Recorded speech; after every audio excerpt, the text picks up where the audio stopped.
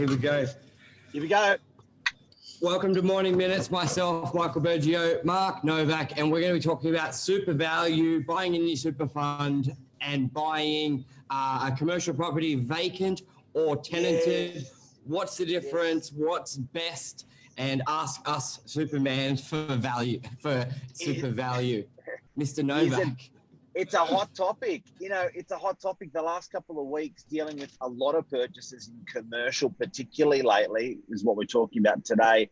And the appetite for vacant and the appetite for tenanted commercial properties. First of all, guys, let's talk about, Michael, when we say commercial property, what do we mean by that?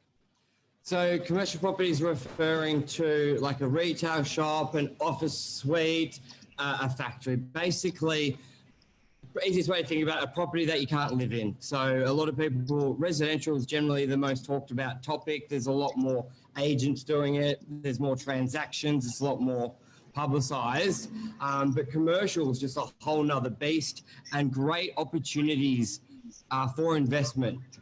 So that's your difference. Okay. Now, what's a vacant property? No tenants want it. Is this true? No buyers want it. Yes. So if you were to ask me, what would I buy? Between a vacant property or a tenanted property for the best value, the best potential growth? I would say vacant. Now, obvious, and the reason is more people want tenanted property. So there's a lot more competition. It drives the price up. But I understand there's a lot of factors there's a couple key factors that prevent people from looking at a vacant property. And a lot of the time you would think it's about the no income, the money, because a lot of people have the mindset of a residential purchase where you're borrowing 90, 80% of the property value. So it's very important to have rental income come in straight away because you got to pay for the loan.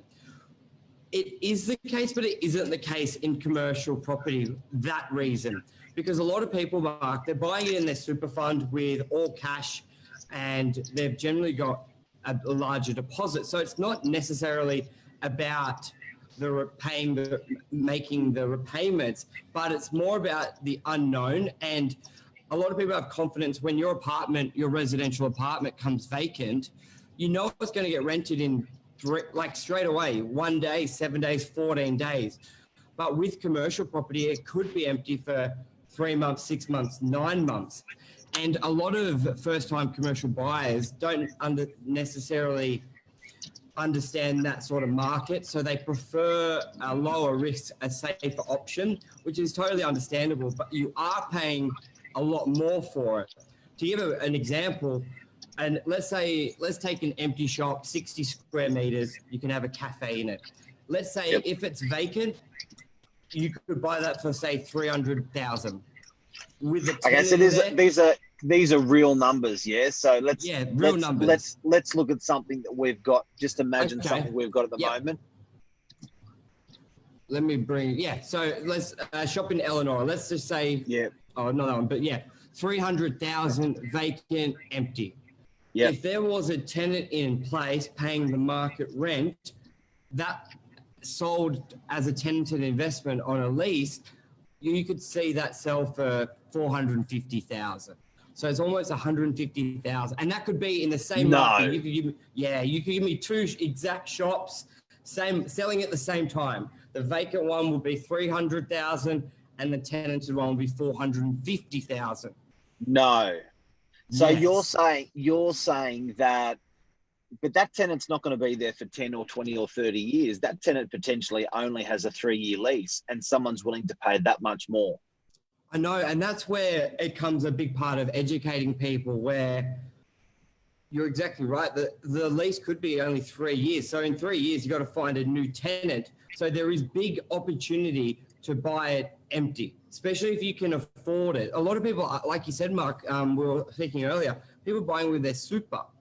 So they actually won't have repayments back to the bank. So they physically can buy it empty, but it's just that uncertainty, and they rather pay a premium. So I thought that's a big part of where I'm stepping buyers through to do so. So let me do the maths though, Michael. The tenanted property, how much is that tenanted property for 300K? Now it's 450K. For the same property, Yep. one because it's tenanted, one because it's vacant. How much rent is that property actually getting? Okay, so let me 450.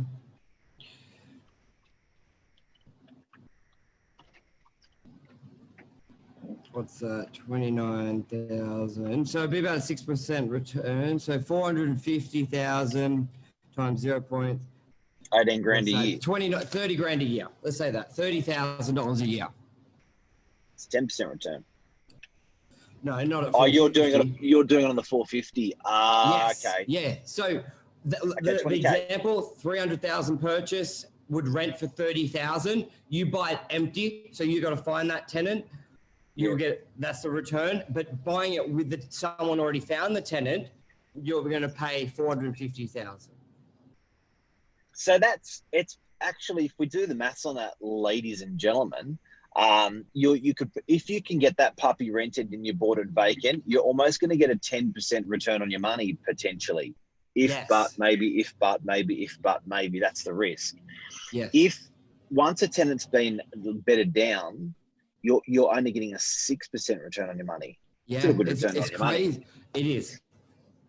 Okay, so for that same rent, so that's a difference of 150K. Now let's go back to that rent. That rent's 30K.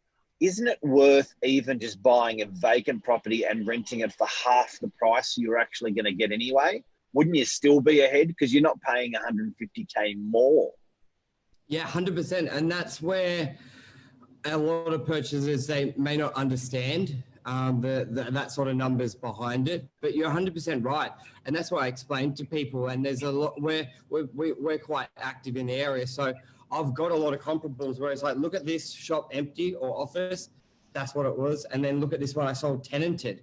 But people with commercial property, the security, buyers value that so much more. And I see them paying more for property, which necessarily don't make sense on the number side of things, because you're buying it tenanted. You could have it empty for 3 years and you're still better off. Because I say to people, they go, what happens if it's empty for a long time? I go, the additional you're paying for your comfort of buying it tenanted, it could take 4 years to find a tenant and you're still going to be better off. Wow. Now, there's probably an artificial bump or high on that, because if you're buying with your superannuation, it's mandatory the property's rented. Yep. So I was just reading the comment there. Say it again. Well, superannuation property, it's mandatory that the property is rented. Oh, so that's, yeah. That's artificially jacking up the prices for investment properties, because there's a lot of superannuation money out there. Huge. And that's their biggest thing. The banks want it tenanted and they want a lease longer than 2.5, 3 years. So it's really jacking up the prices of those assets. Because and then I get to the buyers, they get it. They're like, yeah, but my bank won't lend me the money on a vacant property. So I've got to pay over and above. Well, not over and above, because if I said to you, Mark, you're buying an asset at 6.5% return, you're like, that is great. You don't look much further past it. But when I say if it was vacant, it'll be this, and tenancy job, well, I'll buy it vacant. But a lot of buyers, they're just looking through the aspect that the bank will lend, and that's fine. Like Lesio's made a great comment here. Thanks for watching. Catherine's on. Lee, you're very active in the commercial. Hope this helps. Lesio said, where is the best site or best way to verify market rental value? Great question. And then he's asked, is the rental related to the actual value of the property? I can buy an empty property, set up a cafe, make my own lease and sell it. Yes, and I've got clients that do that. That is a huge window. Yeah, that's a window that you tell people and they think you're a bit weird when you tell them. Can you explain that? So they want to sell their property, they're going to retire, and you say, Yeah, so basically the worst thing, say you're an owner operator, you've run the cafe for 15 years and you're just going to retire. The worst thing to do is, let's say you've got 4 years left, you're going to retire at 65, is to work and operate up until then and then close the business and then sell the property all at the same time. Where I advise my clients, where you've got to be thinking 3-4 years ahead, what you should do, let's take that same shop, 60 square meters, they've got the cafe up and running. What they do is they put a lease in place at market rent. Unless there's not a lot of data out there, so it can be quite confusing unless you're in the know. Best advice is... That's a really good... Before you bring up that, can I just pause for a sec? That's a really good point, because we're like, yeah, this is the way you should do it. But we are like right at the coalface. We know all the rentals, all the sales, all the back streets, all the tenants, all the landlords. Yep. But if you're coming in cold, you don't have that knowledge. So we're giving our advice from a high knowledge base to consume commercial property. People actually, the reality, people don't have that knowledge base. And that's another reason they seek that comfort of a tenant. Yeah, and it's very hard to get it. It's not like realestate.com residential where you can jump on and see what everything's sold or rented for. A lot of it's all private.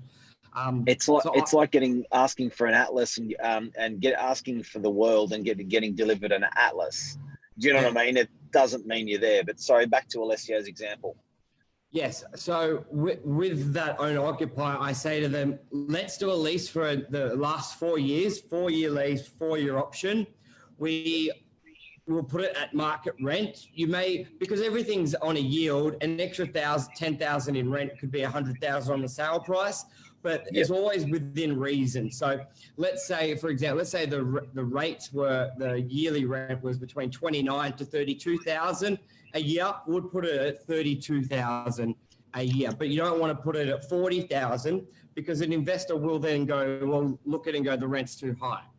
So 4 years before you want to retire, you do a lease, 4-year lease at 30,000, and then you sell the shop with the 4-year lease remaining. Instead of selling it for 300, you sell it for 450.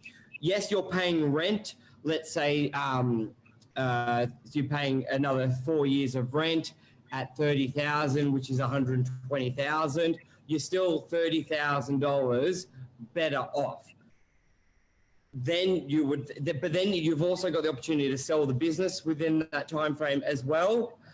That is the best example because you can't sell the business if you got no lease. So then when it comes to retirement time, good example. Yeah, you've got the ability. So that's where I look to doing that. It works out depending on the scale of the lease and where you can bump it up. I know in that example, it was only $30,000 greater. And then you got selling costs and all the other costs. But you shape it so it makes sense. On some cases, it won't make sense to do it this way. But a lot of the cases, an owner can be 10, 50, 100 grand better off to think of this 4 years ahead and structure the deal, especially if you make 50 grand addition, plus you can sell the business now because you can't. I get a lot of owners where they come to the end, they want to retire, and they go, well, I want to sell the shop, but you got no lease. And then they want to sell the business. You can't sell the shop at the tenanted investment rate without a lease, and you don't have a lease if you want to retire without a new business owner coming in. So you've really got to be thinking 4 years ahead here. I've got a few comments. Let me have if anyone's just cut in, what we're talking about is, do you buy a tenanted property and do you buy a vacant property? The value difference, because they are two different prices for the same property, believe it or not. Two different things. And then a good example that Michael, I like that example that you just brought up, Michael. If you're choosing to dispose of your business and your property, dispose of your property 3 or 4 years before you dispose of your business, because the value is there. And if you got to have an extreme foresight to do that, because normally there's guys that are retiring or selling out of their businesses. It's an impulse from one year to a next, and bang, they're for sale. So you've got to have that foresight of 3 to 5 years looking ahead of retiring, I guess. Definitely. And disposing Michael, Michael Edwards has said tenants have the probability for the fit out tenanted property rather than a raw site, hence the extra. Plus, you were getting the income from day one. The income from day one is a big thing. I don't value as much the fit out, and that's probably because on so many occasions, the rental market is not as strong. So an owner isn't as picky as the incoming tenant. And the amount of times I've had a fit out being ripped out because the new tenant is not in that industry.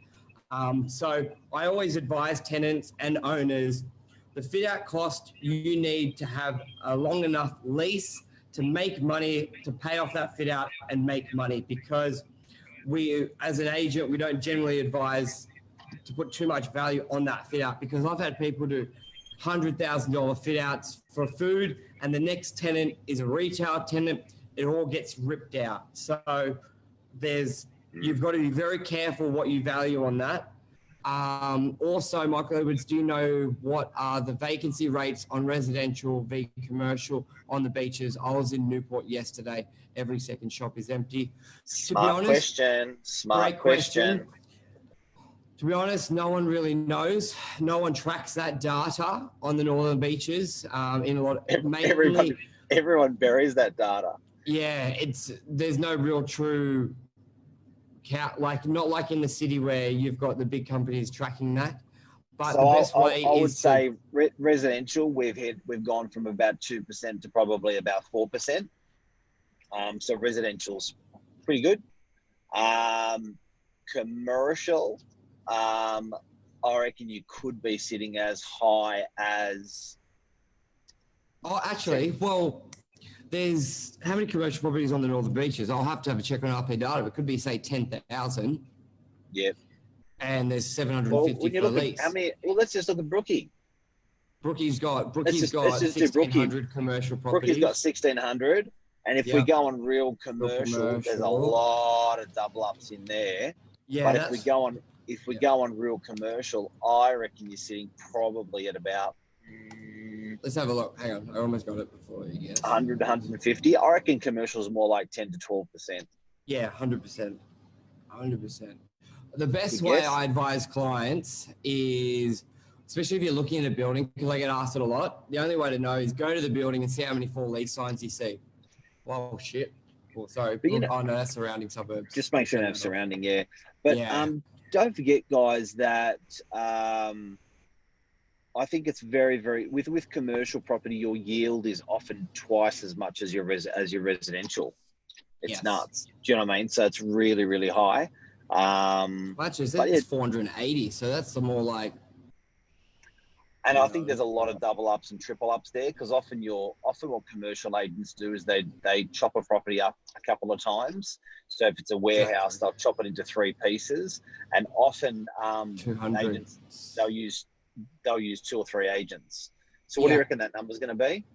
I reckon it says 13-14%, but all the double ups, I reckon it's probably 10%. I reckon 10% is a good one. Residential, I know in DY is about 1.5%. So there's a big difference in vacancy. And that is why people are willing to pay extra for a property with a tenant, with a fit out than vacant because of that. Now, you're saying it's 50%. No, 10%. No, you're paying 50% more for you're paying $300K for the same property that's vacant, and then if it's tenanted, now you're paying $450K. That's an extra. You're paying extra 50% freight. That's the extreme example, but I have those examples where it is. So I reckon yes, you can save up to. So when people look at the capital growth in that, there's just huge value in buying it vacant. Like as Lesco says, you buy it vacant. You put your own fit out in there, build a business, you can sell the business and then sell the property again, or just refinance it at that rate, because the banks will then value it on a cap rate. So as long as the lease is longer than 3 years, they will look at the income rather than the per square meter rate. So the per square meter rate for an empty shop could be 6,000. Let's say in this example, it's 5,000. So 5,000 times 60 is 300,000. That's how they'll value. But then when you've got a tenant in place at 30,000, they will value it at 6% yield, let's say, or 6.5, which is 30,000 divided by 0.06, which is your 500,000. It's actually I'll do 30,000 net. Tenant pays the outgoings divided by 0.65 is 460. It's actually more. And sometimes they sell at 6% yield, which is 500. So it can be even more than a 50% buffer. So that's where there are a lot of opportunities. Now, what Alessio says with a lot, just doing it yourself, if you've got that ability, then yes, if that's your field. But a lot of investors, they don't have a cafe experience, and sometimes by trying to make that extra 100 grand, you'll cost yourself a lot more, because as he said, the fit out can be 100 grand. So you don't want to build a business. So yeah, but that's where. So that's a wrap. That's a wrap. So what's the takeouts? The takeouts are, ladies and gentlemen, if you are buying a commercial property that's vacant. Now we should add that if you're buying a residential property, it doesn't really matter whether it's vacant at all. Yes, that doesn't change the price. But when you're buying a commercial property, it does. It actually does swing the price as much as 50%. As an example, we've given today, 300K to 450K. The takeouts are, now we have another takeout I'd just like to add in the end is use your logic, guys. It's as simple as you look at that property and you go, no, this stinks. Or this is vacant, but it feels really good. Or this is tenanted. Who is the tenant? How long have they been here for? And is this an artificially high rent?